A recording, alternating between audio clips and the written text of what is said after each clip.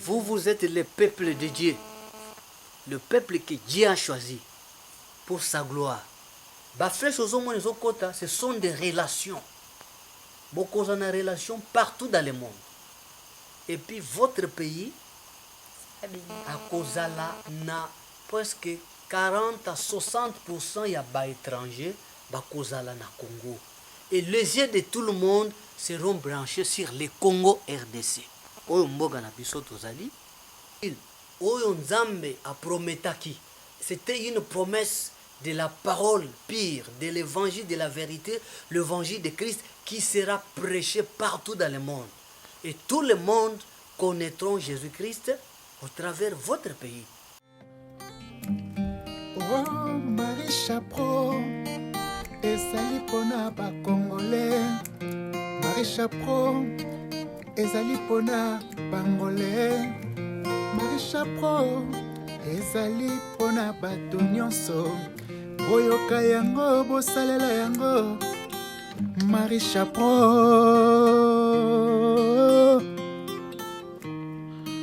ezali kopesa ba information. Bagaga ya bien, ekopesa bino information.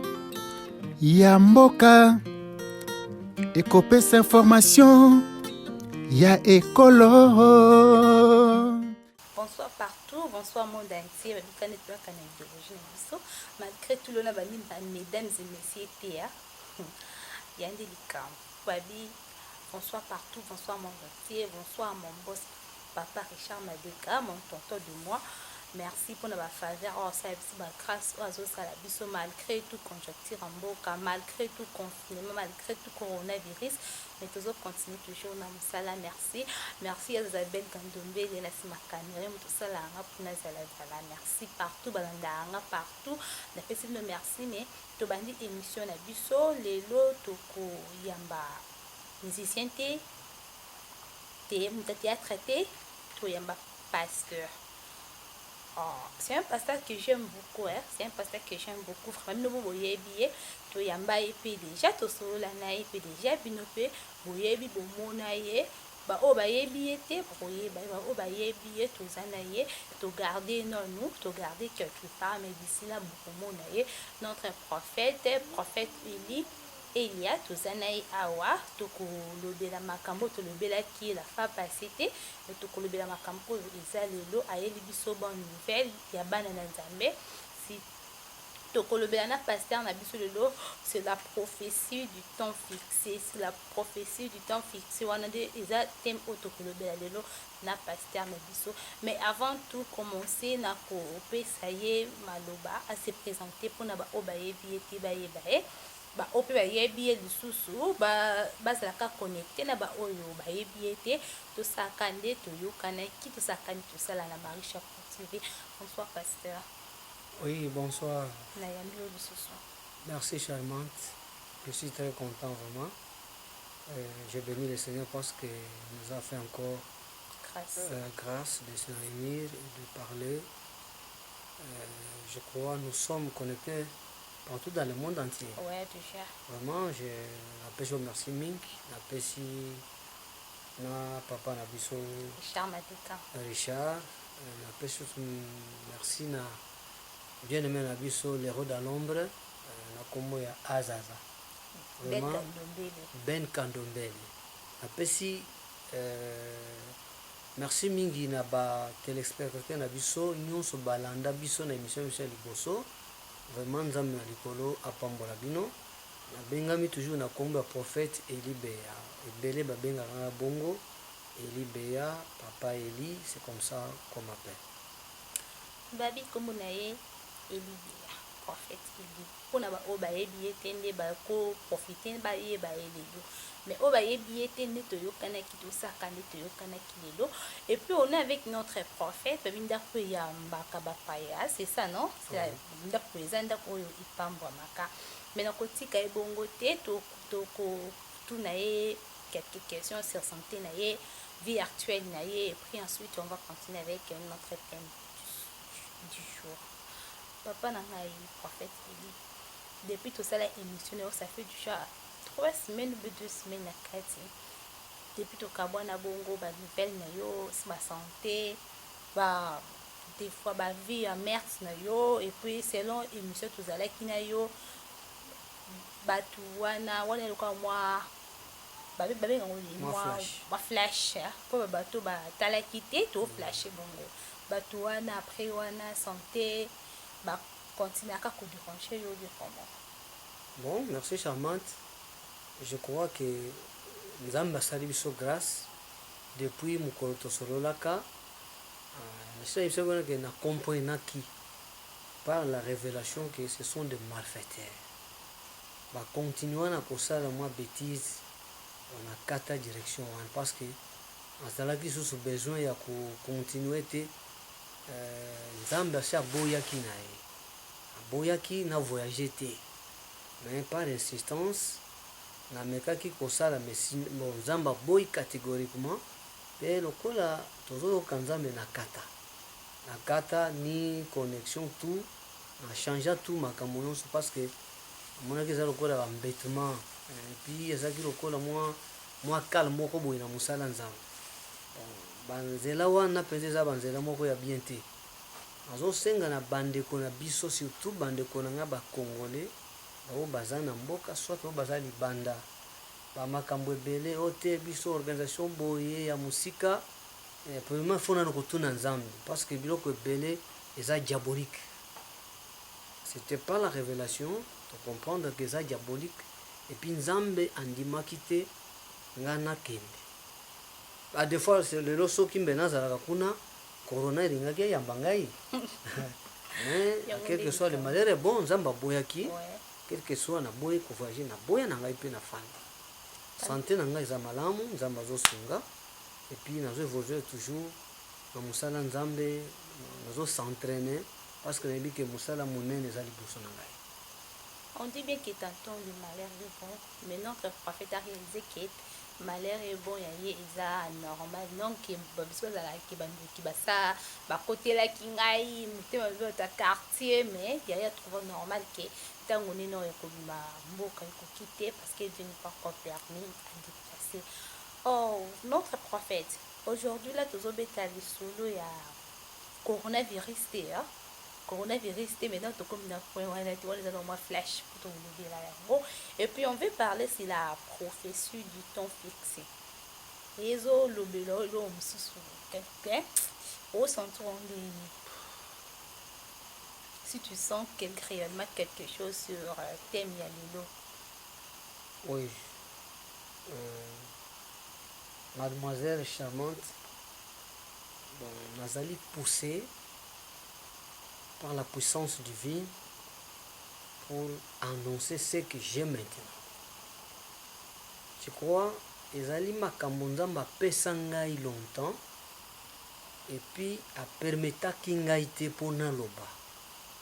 Mais aujourd'hui nazoloba yango parce que pour que le monde sache une réalité, une vérité absolue ya évangile oyo ya Christ oyo tozoteya oyo bato bateyaka.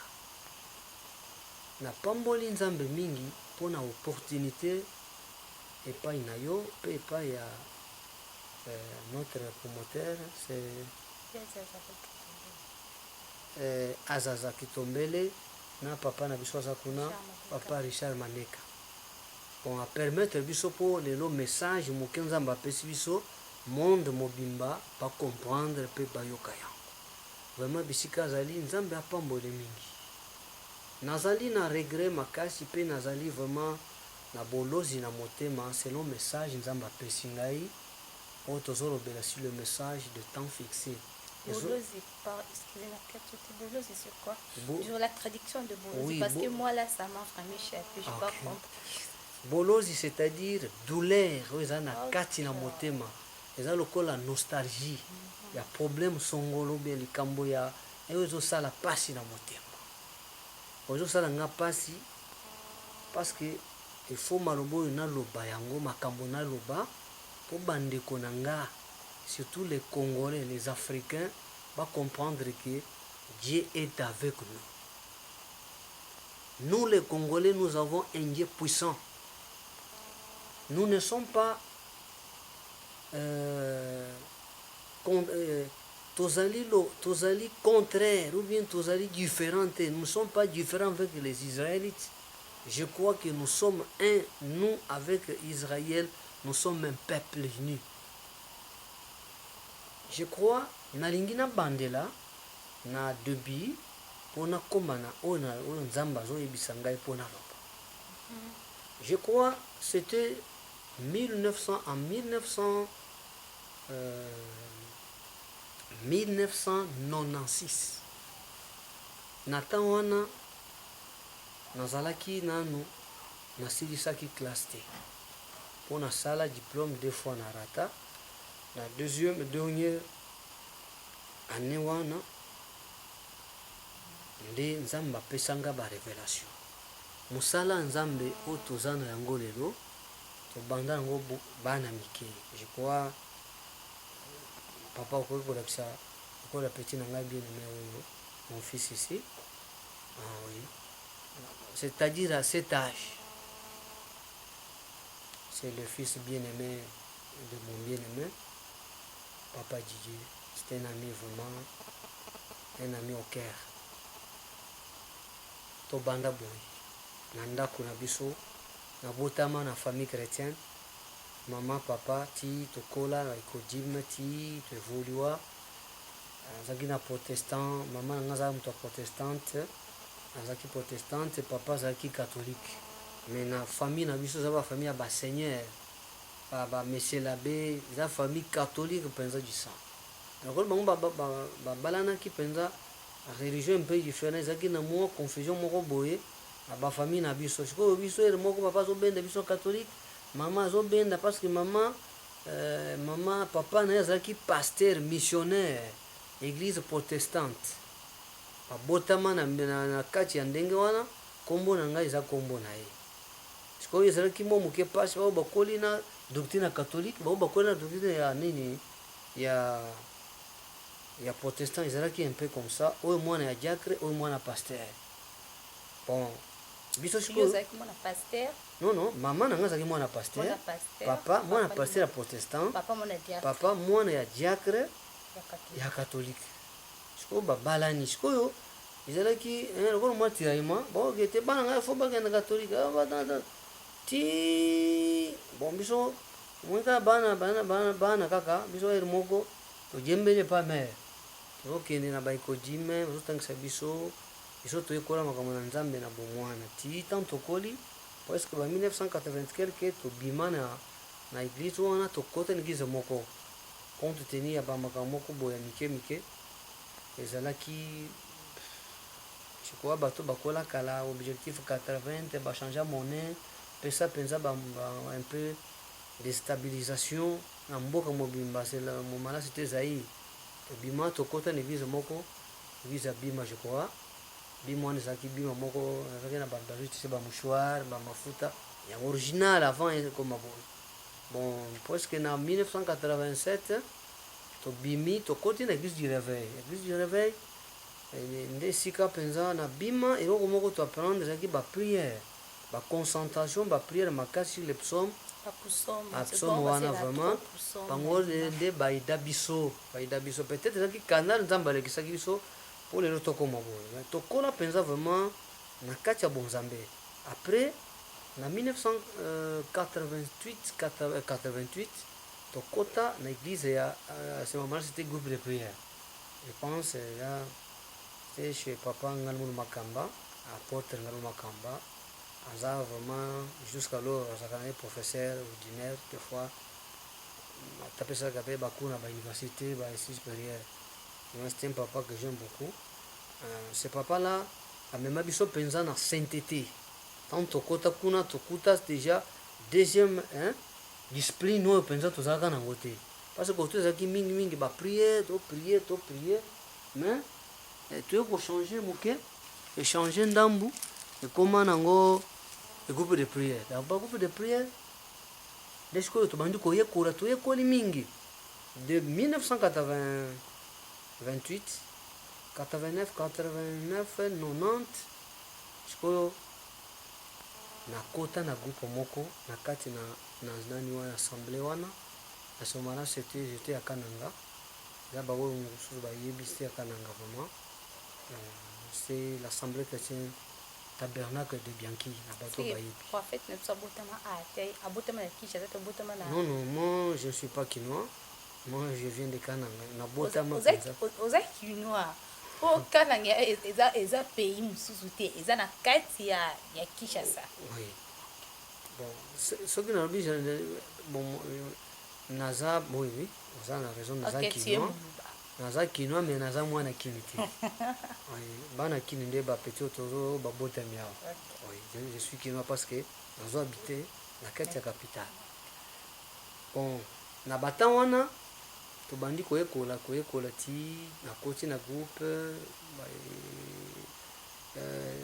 c'était premièrement na kota na chorale de cadets tokota ba junior olongoli biso tokoti na ba jeune bandi ba gagneur d'âme tosala makasi jusqu'à ce que 1994 au premier sacrement c'est-à-dire ba consacra biso étant que ba évangéliste na kati na assemblée tabernacle de Bianchi chez papa ngolo makamba tokola sur la prophétie na ba prophétie vraiment c'était un peu terrible na zo pambula nzambe parce que papa wana ndamba pese grâce na yende pezanga na bimi naza pe na portion parce que ceux qui azoti sur la repentance vraiment c'était terrible on dirait que Jésus azoya lobi ou bien zoya lelo moya kosala erreur na péché ezate tokola penza discipline moko na sainteté moko incroyable et puis ba confianga de 96 nazaki na selile munene kwa na kan colonie bato babika na ngabi katoka toka panda côté ya stade eza peut-être na nani wana eza terrain catholique sikoyo l'état salaka kan na ye kan colonie kan colonial esika bamindele bafandelaka sikoyo ntango bakenda bato baokipa sikoyo tozaka na selile wana à ce moment-là vraiment j'avais presque 20 ans je crois banako kamba presque plus de 80 personnes qui te sont presque dans 35 minutes ici j'avais 80 personnes na compte na ngai évoluer makasi wana nzambe mingi nzambe aitilisanga ba niveau ebele makasi ouais après natambola penza sikoyo ntango ngonge koki na 1996 wana nde nzambe alakisanga vision wana président Mobutu akufa te azalaka na bomoi ayebisi ngai boye eli tala mosala oyo ngai napesi yo yango c'était je crois soki natangi malamu nakanisi ozala na 2 Corinthiens chapitre 3 verset 6 bazolobela je vous ai fait le ministre de l'esprit non de la lettre parce que la lettre tue mais l'esprit vivifie nzambe ayebisanga ke nazosala yo ministre okozala ministre ya makomi te mais okozala ministre ya molimo on a discuté na bime ngai jusqu'alors naza na étude na ngai eza vraiment moke makasi nazodiscute ezosolola moi nazalaki kosolola na nzambe vraiment epuis naza na grâce na ngai oyo nzambe apesa moto mosusu te parmi de grands naza na kati selon grâce oyo nzambe apesi mpe batémoignage nzambe ye moko ayebisi ngai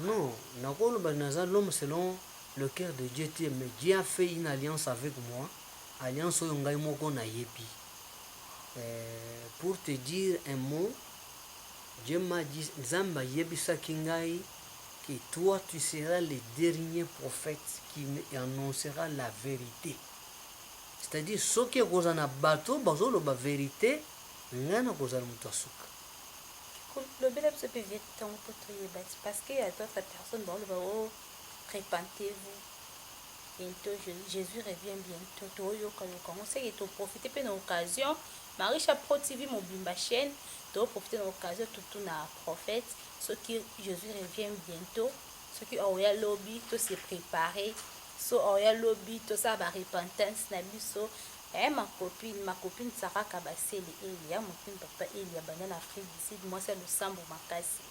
Yoka prophète Ntundu Azoluba, sope ezala bien na mateya oyo bakiselo impli parce que besoin moi c'est ma bondeli, bana Afrique du Sud na question mbote.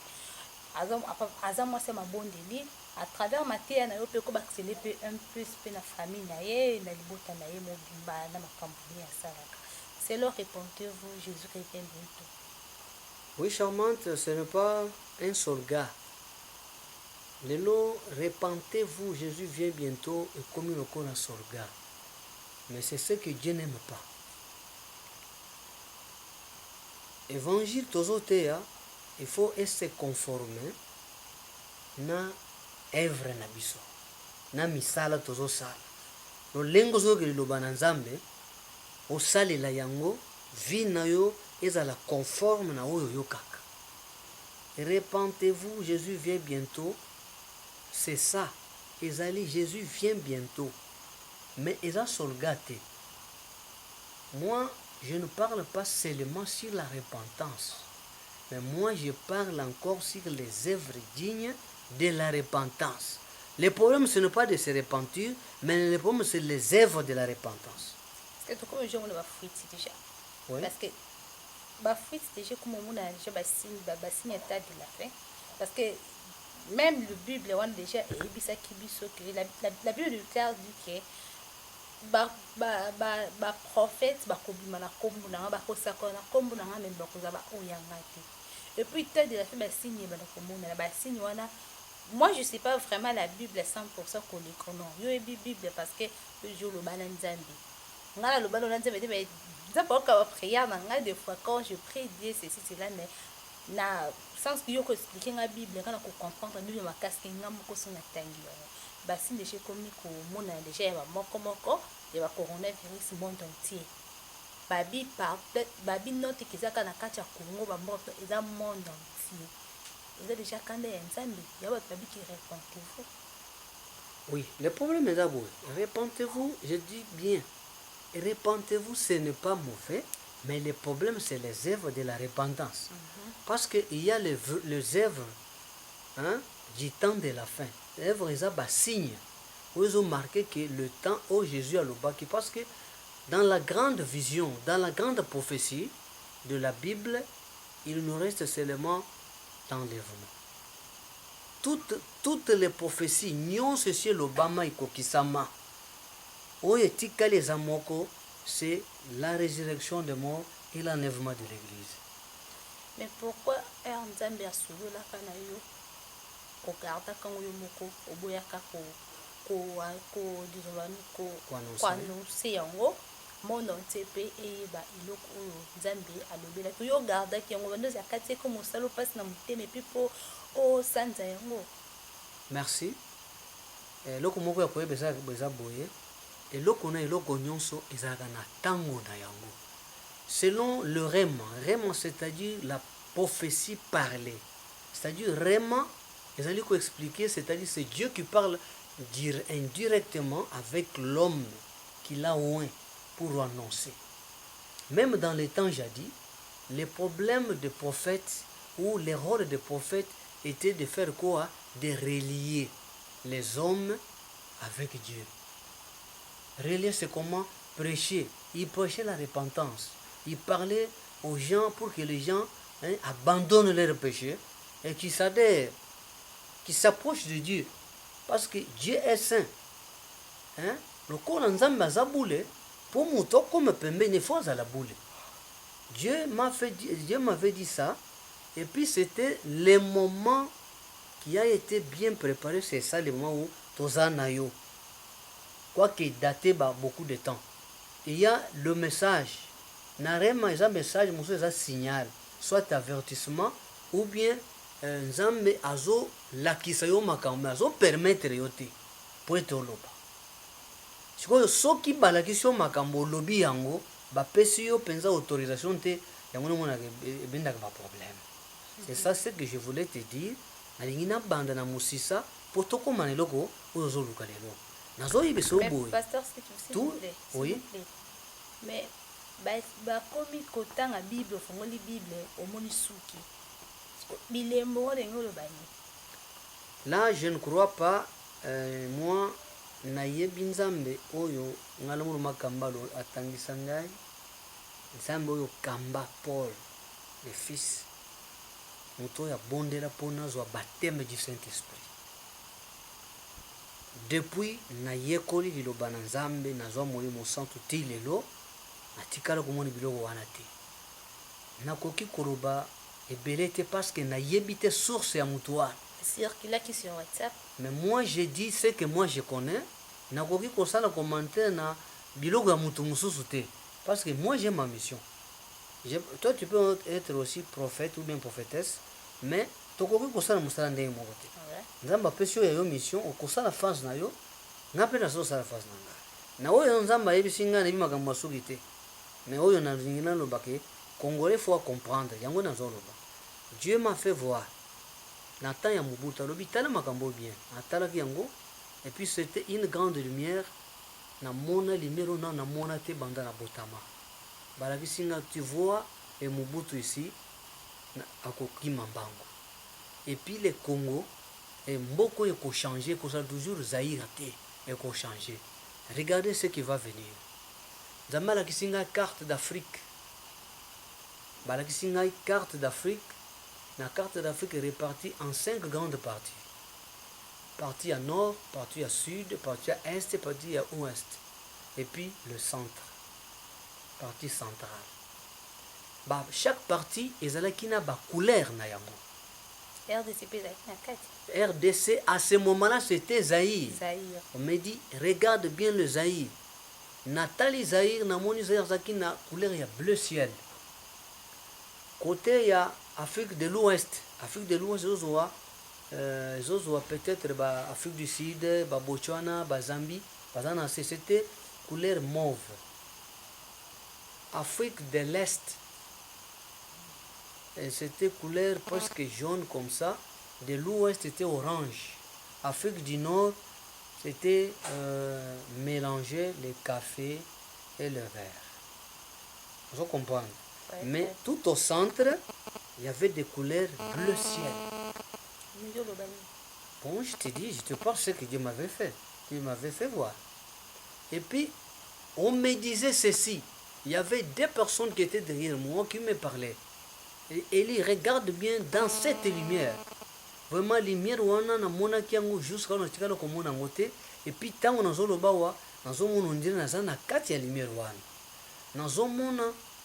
Flèche ezolungwa soki otali carte d'Afrique comme ça du côté Angola ils ont fleuve bazombenga océan Atlantique. Océan Atlantique, mer Méditerranée, océan Pacifique de l'autre côté. Azomona ba flèche ezolungwa na banani nyonso wana ezoya ti jusqu'à na centre. Ba flèche ezoya lokolo eza na ba moto. Toi, et côté. La flèche à Mickey.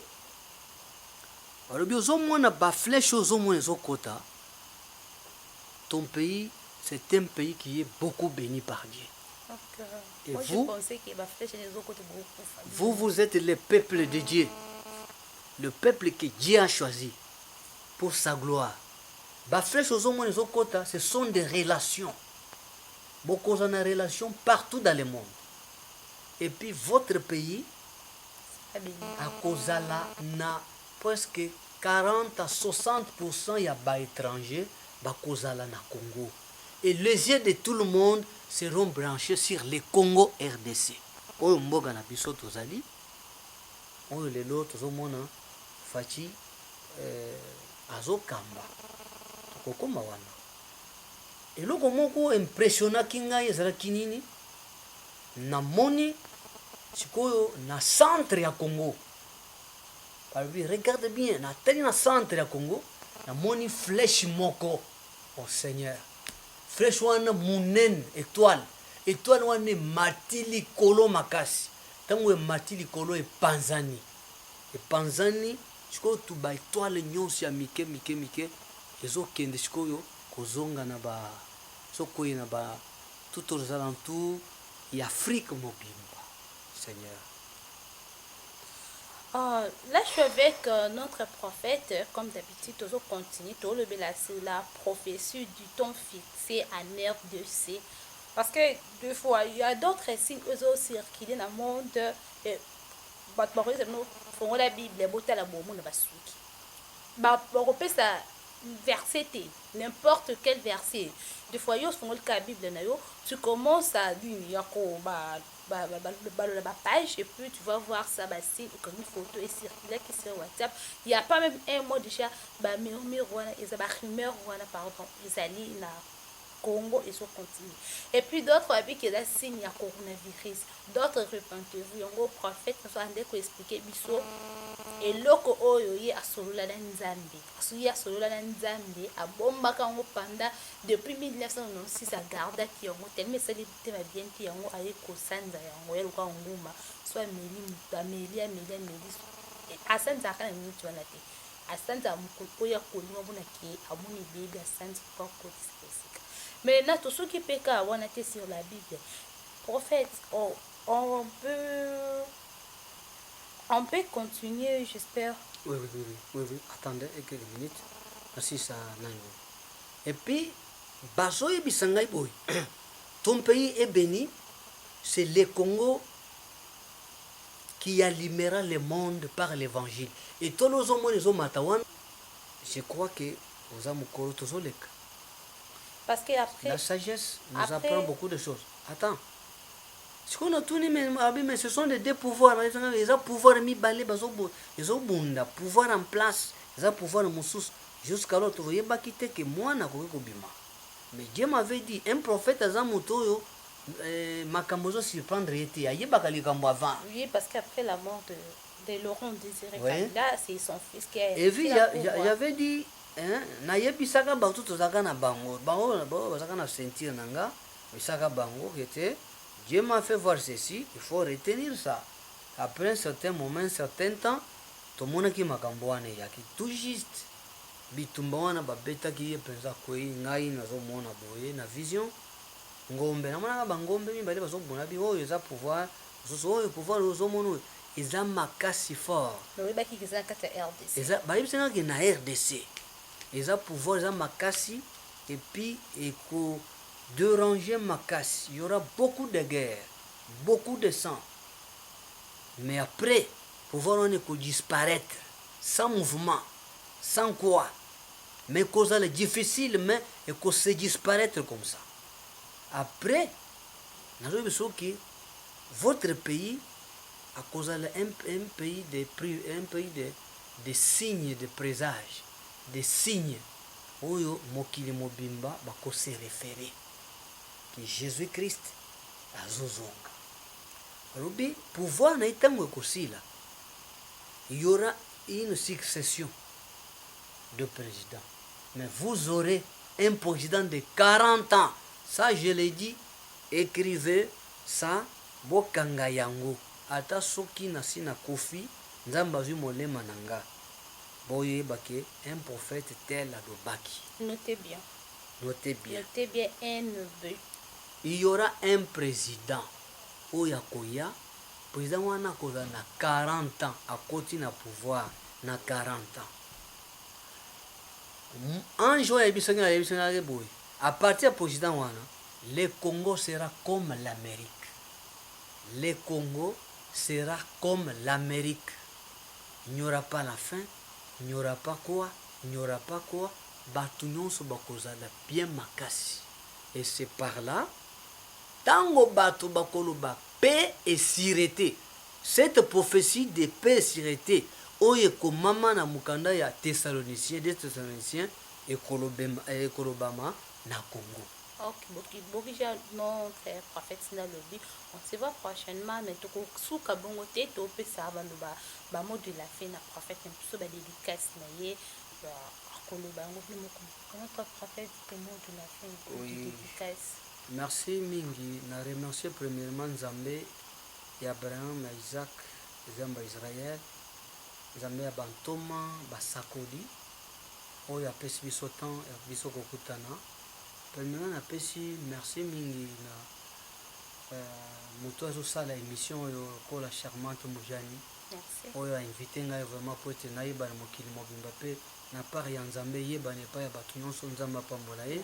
Nabosani te vraiment lero dans l'ombre ozali nsima ya bilili na nkombo ya azaza Ben Kandombele aza wana nazobosana te promoteur na biso papa Richard Mandeka na kati ya mboka ya na Londres. Vraiment bisika oza wana lipata ya monene ya nkolo Yesu eza likolo na yo.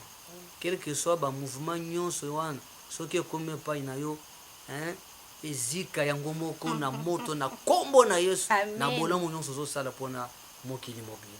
Parce qu'à partir no penza bato ebele bazali kozwa temps ya koyoka maloba na nzambe nzambe abatela yo. Nabosani te mon bien aimé que j'aime beaucoup papa Didier Loindo na son fils Loindo y compris na maman Virginie molonga minaye vraiment famille Loindo nzamba pambola bino ya ba sœur ba frère vraiment na pamboli bino. Nabosani te mon intime mon frère intime Henri Onda na mama José Chituka elongo na famille mobimba vraiment nzamba pambola bango. Nabosani te notre bien-aimée sœur Aurélie Shingaleta nzamba pambola ye. Nabosani te famille na ngai famille ya papa Kalonga famille ya papa Martin famille ya bakole wa ilunga nzamba pambola bango nyonso sans oublier famille ya Zakari ya Beya wazali penza noi na nga nzamba pambola bango tu sans kobosana bana ngai mibale ya mibali mwana liboso na kombo ya Beni Sobeya Chandela Rose mwana nalingaka mingi ya mibale azali na kombo ya Chris ngara mundu na vraiment le bien-aimé de mon cœur nzamba pambola bango bisika bazwami sans oublier vraiment molonga mina ngai na kombo ya Mayatala nami Mabanza na mboka Rwanda nzambe azala na yo. Vraiment merci mingi na ba téléspectateurs na biso nyonso na mokili mobimba ozoyoka biso partout monde entier obolanda biso. Merci. Topesi mbote puis de bonnes choses depuis bazobela ba bon guérison baza atteint du gène coronavirus dire ça là. Dieu va faire quelque chose pour vous à travers notre prophète, à travers la parole. Que ce soit prophétie, Dieu fera grâce par tout le monde. Je vous salue, sans oublier force, force au Canada.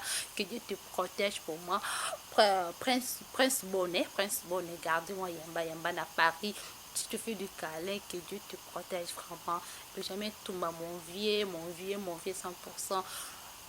Loin des yeux, près du cœur, vraiment de tout cœur, je dis que Dieu te bénisse de lui parce que son avis n'est jamais tout bas sur moi parce que à travers lui j'ai beaucoup de choses mais nous sommes hâtés parce que ce n'est pas bien il y a des fois garder secret puis ça va pas mon panzi sur tout ça et puis ça t'oublies pas puis mon kiki de l'entre c'est jour nekin et puis Isabelle Gandombele, merci pour tout ça, ce que tu fais pour moi.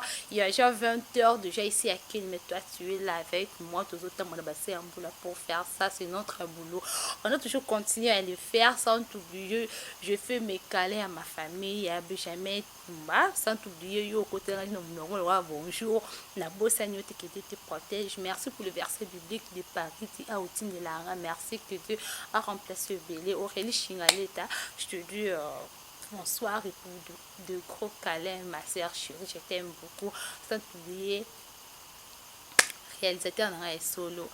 Je pèse, mais ça la bilingue, je pèse bon ça parce que des fois remarque déjà belé maintenant compter sur eux aux hommes tout monde bien au sein de la macasse nzamba pambola yo chers téléspectateurs mon entier la tiki bino merci d'avoir remarqué na bino ba remarque na bino ça la biso ba bien tous là bon s'abonner toujours sur Marie Chapeau tu veux chez nous amako abonnez-vous massivement et puis vos remarques et ça biso be ça soit grande pour prochainement tout bon ça Sarah Elia Kabassé merci pour le remarque ma chérie merci tout bongi si déjà merci mais plus bengaka ça l'a bien payé comme ça l'a bien.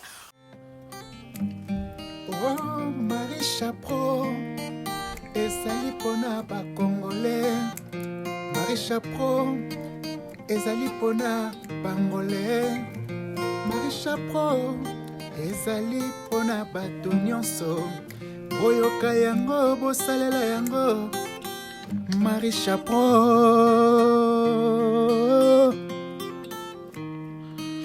ezali kopesa information bagaga ya bien, ekopesa bino information ya mboka, ekopesa information ya ekolo.